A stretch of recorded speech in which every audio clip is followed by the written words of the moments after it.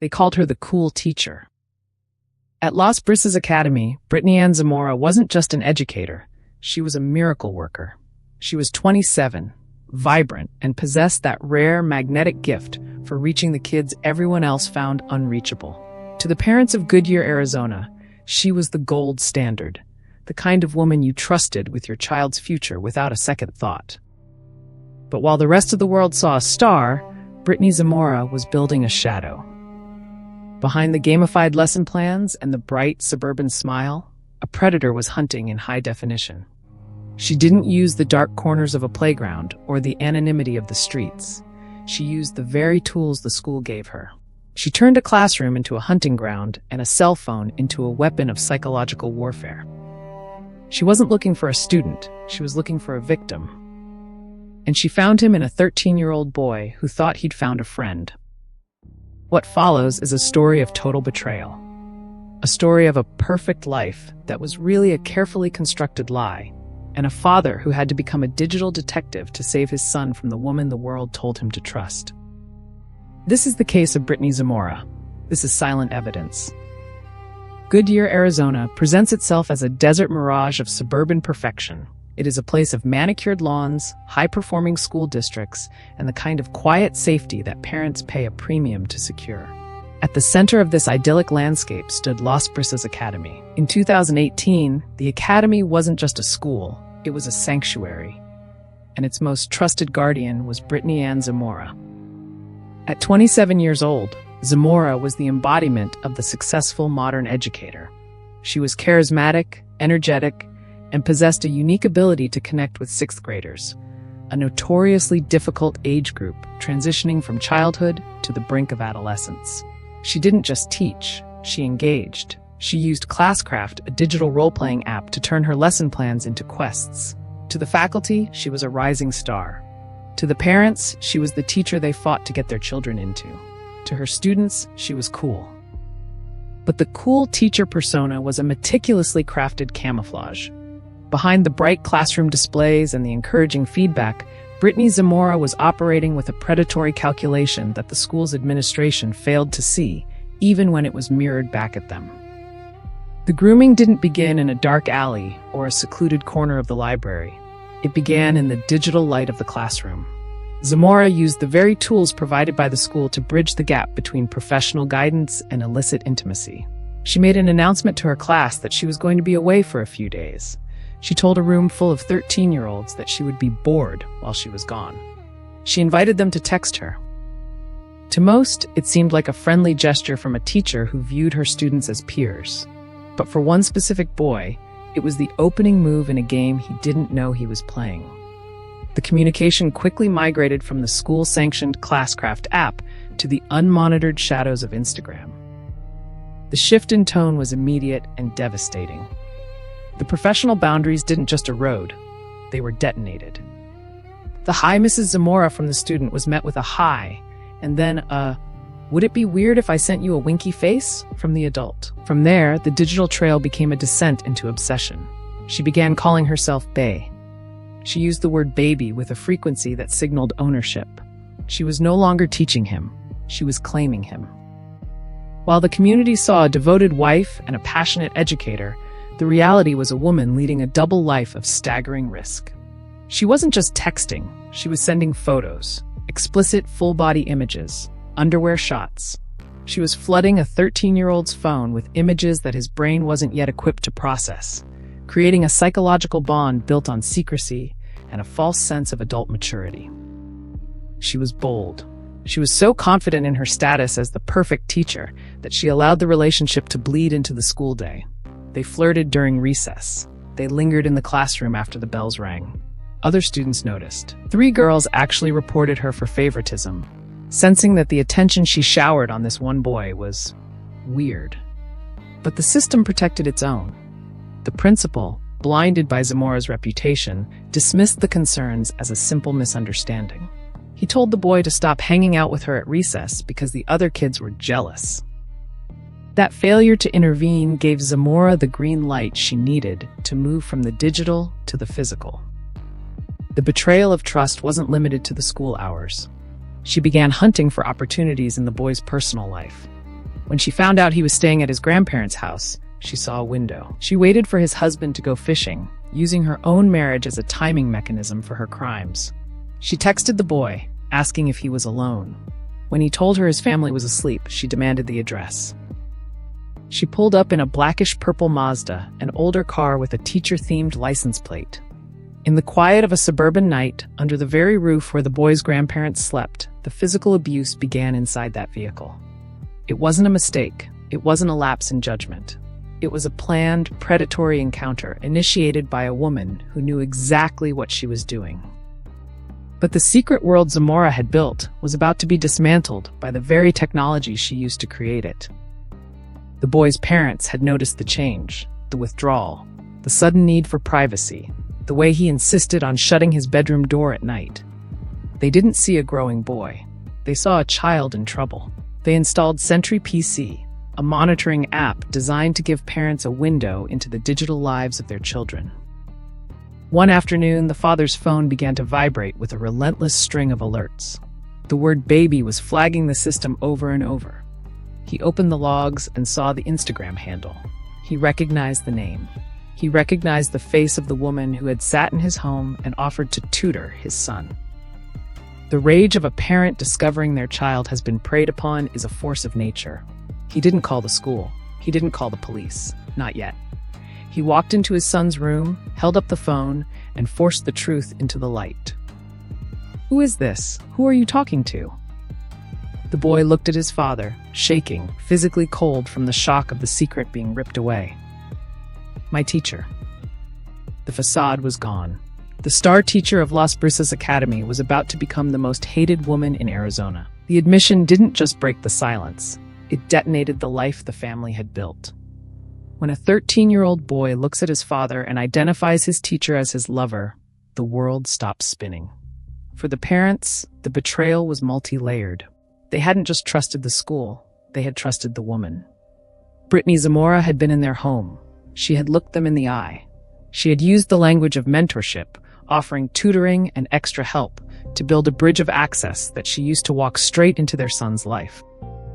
But the father's reaction was not just visceral, it was tactical. He didn't wait for a formal investigation to begin the process of exposure.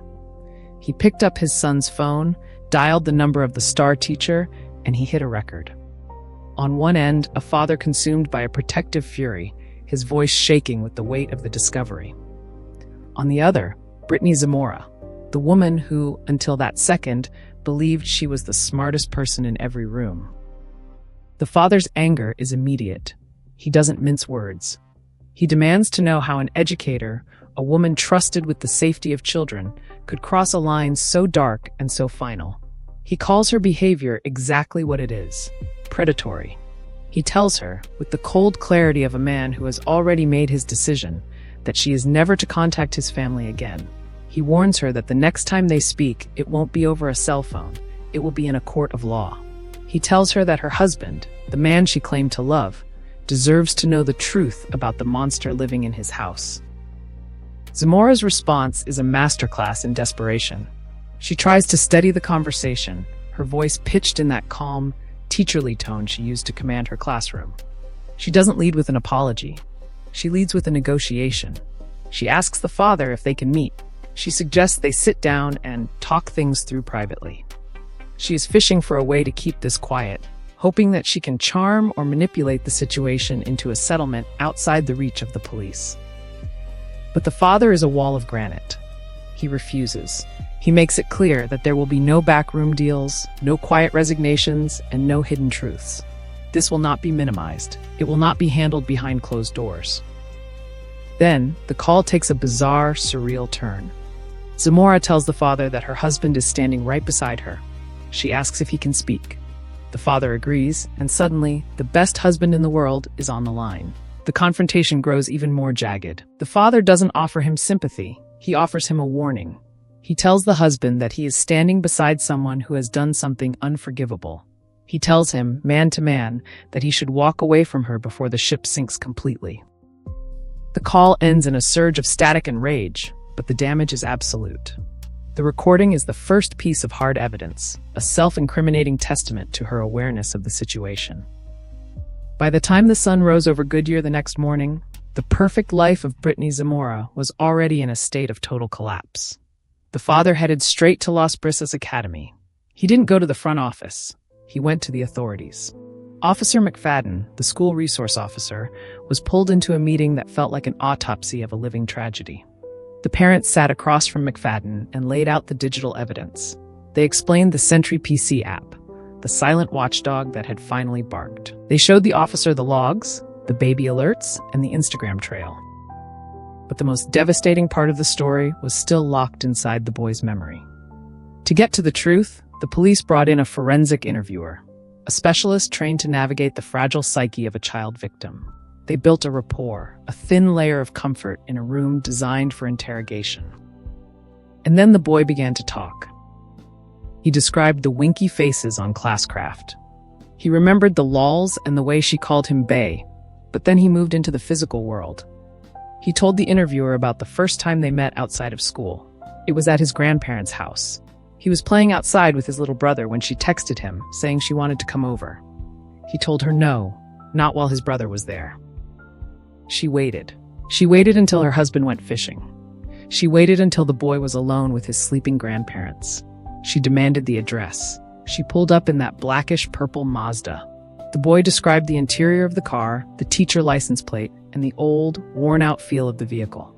He described the making out and the sexual acts she initiated, interrupted only because her husband texted her that he would be home in an hour. The interviewer pressed for more, and the boy provided a detail that highlighted the sheer audacity of Zamora's predation. The abuse wasn't confined to the car. It had happened inside the walls of Las Brisas Academy, in a classroom, during school hours. The boy described a scene that sounds like something out of a nightmare. He and Zamora were in the classroom. They were kissing, but they weren't alone. Another student, a friend, another sixth grader, was in the room, drawing on the whiteboard. Zamora didn't panic. She didn't stop. She looked at the other boy and told him to go stand outside. She turned a 13-year-old child into a lookout, a human shield to protect her while she violated his classmate. Every word the boy spoke was a strike against the character of Brittany Zamora. He described her clothes, the sweatshirts and short shorts, the dresses she wore to make herself accessible. He described the fear he felt when his parents finally took his phone and his computer away. He wasn't afraid of being caught. He was afraid of her. While the boy was detailing the destruction of his innocence, the Goodyear police were finalizing the paperwork. They had the recording of the phone call. They had the digital logs. They had the witness statement from the lookout student. The cool teacher was about to meet the reality of the law. And as the police cruisers pulled into the Estrella Mountain Ranch community, the American dream in Goodyear was about to face its darkest hour. The quiet of the morning in Goodyear was broken by the clinical arrival of the law. This wasn't a dramatic raid. It was a surgical removal. When the Goodyear police arrived at the Zamora residence in the Estrella Mountain Ranch community, they weren't there for a conversation. They were there for a defendant. The evidence from the Sentry PC logs, the forensic interview, and the father's recorded phone call had created an airtight cage before a single officer even stepped onto her property. The body camera footage of the arrest captures the exact moment the star teacher persona disintegrated. Brittany Zamora stood in her driveway, a woman in a floral dress who looked suddenly, jarringly young. There was no authority left in her posture. As the handcuffs clicked, the officer performed the double lock, a standard mechanical safety measure to ensure the metal didn't tighten on her wrists. It was a professional courtesy, a small irony given the total lack of protection she had afforded the child in her care. "I'm going to turn your wrist in here," the officer said. The transition from educator to inmate was happening in real time, captured in high-definition digital video. Zamora's reaction wasn't one of remorse for the boy or concern for the school she had betrayed. Her focus was entirely internal, a desperate attempt to cling to the fragments of her curated life. She asked to remove her jewelry, her ring, her necklace, her nose ring. One by one, these personal items were cataloged and dropped into a plastic evidence bag. These were the last artifacts of the woman the community thought they knew. "Do you have anything on you that's going to hurt me? Any weapons?" the officer asked. "No," she replied, her voice a hollow whisper. The search that followed was invasive, but necessary. The officer used the blade technique, checking the lining of her dress and the underwire of her bra. Zamora, who had used her position to bypass every social and professional boundary, was now subject to the most rigid boundaries of the state. She was a body to be processed, a suspect to be secured. As she was led toward the patrol car, a black and white cage that stood in stark contrast to the suburban perfection of the neighborhood, she voiced her primary fear. "I'm little," she said. "They're going to tear me apart." It was a telling moment of self-preservation. There was no question about the boy she had groomed, no inquiry about the family whose trust she had incinerated. Her terror was reserved for herself, for the reality of the prison system she was about to enter. She was worried about her stature in a place where she assumed everyone else was a monster, seemingly unaware that, in the eyes of the law, she had already become one. The officer helped her into the back seat, instructing her on how to sit with her hands behind her back so the cuffs wouldn't dig into her skin. The door slammed, the heavy thud signaling the end of her career and her freedom. As the cruiser pulled away, the radio crackled with the cold efficiency of police work. One female in custody, en route to the station. But the arrest was only the mechanical end of the story. The digital end was still being mapped out by detectives. They were diving deep into the Instagram messages. They were finding the photos she sent, full-body shots, underwear pictures, the Bay commentary. They found the evidence of her husband's absence being used as a tactical window for her crimes. Every lol and every winky face was now a line of code in the prosecution's case. The cool teacher had operated under the delusion of digital invisibility. She believed that because she was a pretty teacher with a perfect husband, the rules of gravity didn't apply to her. She thought she could delete her way out of a felony. She was wrong. By the time the patrol car reached the Goodyear police station, the charges were being finalized. Sexual conduct with a minor, attempted molestation, public sexual indecency. Brittany Zamora was no longer the pride of Las Brisas Academy. She was a headline. She was a warning. And she was about to walk into an interrogation room where her charm would have no power. The air inside an interrogation room is heavy with the scent of floor wax and the cold reality of the law. There are no desks here to hide behind, no whiteboards to command. There is only a metal table and a detective who has seen the star teacher mask crumble 100 times before. The Goodyear detective walked in with a calculated gentleness. He didn't start with the felony charges. He didn't call her a monster. Instead, he offered her a bridge. "I'm not going to judge you," he said. "People make mistakes. It's how they move on from those mistakes that defines who they are." It was a classic rapport-building tactic. He was giving her a narrative, a mistake she could lean on to unburden her conscience.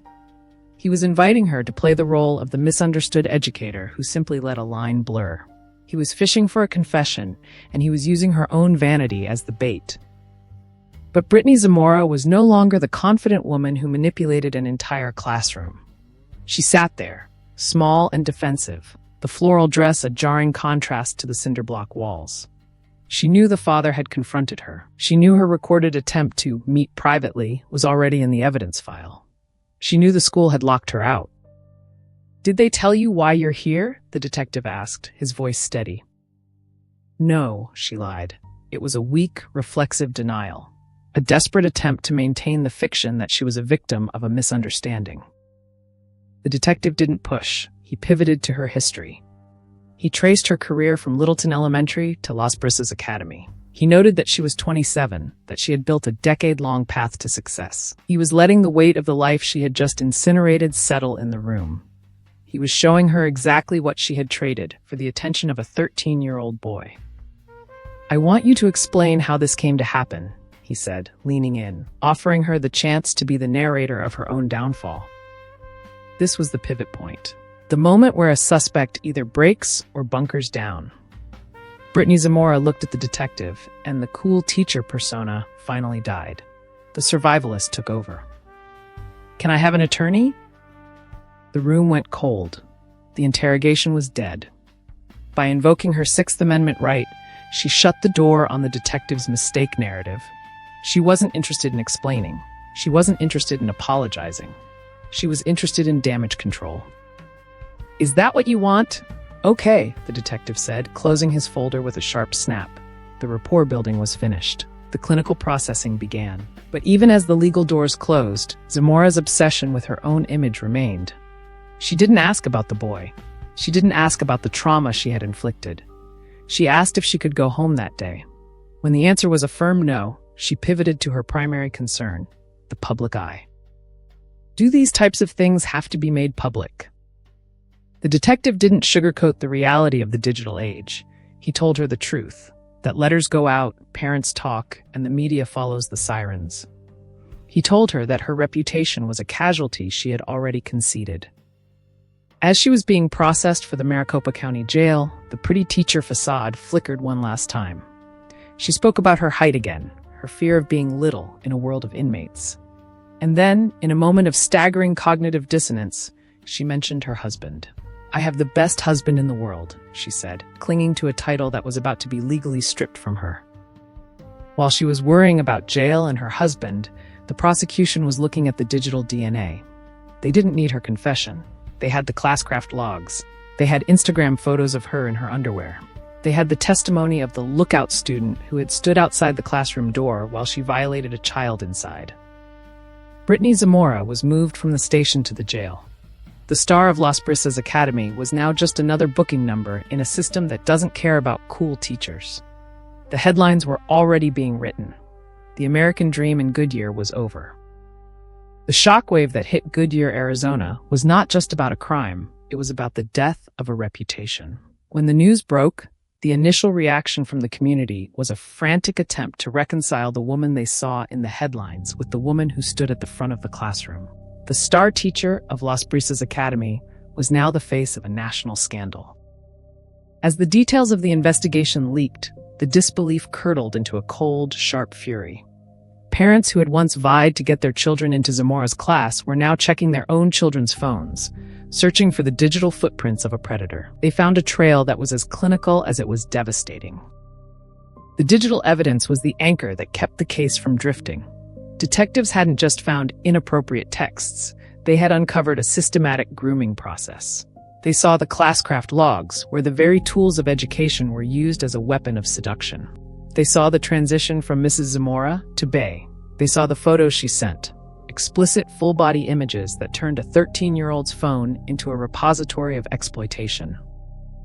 And then there was the lookout student.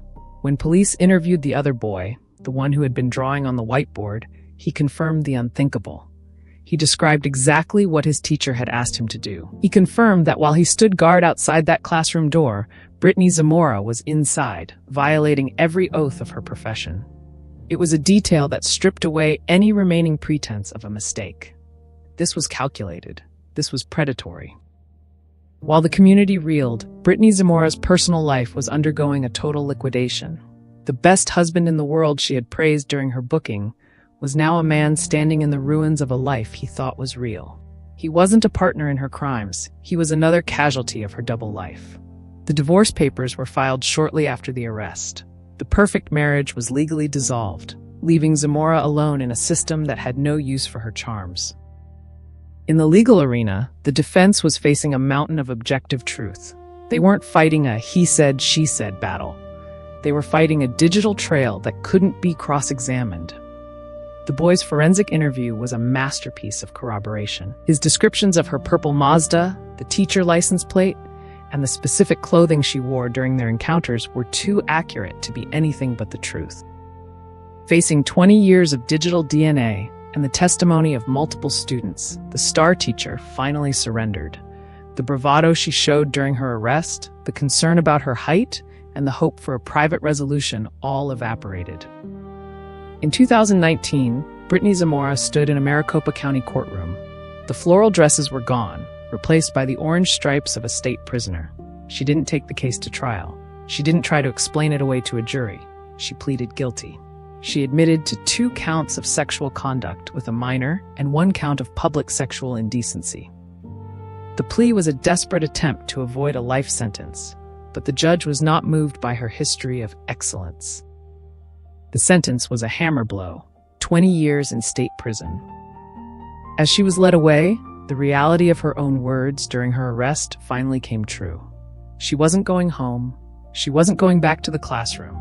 She was going to a place where her status as a pretty teacher meant nothing. Brittany Zamora is currently serving her time in the Arizona Department of Corrections. Her projected release date is March 2038. By the time she walks out of those gates, the 13-year-old boy she targeted will be a 33-year-old man, forever carrying the weight of a betrayal that started with a simple winky face. The perfect teacher was a predator. The cool classroom was a crime scene.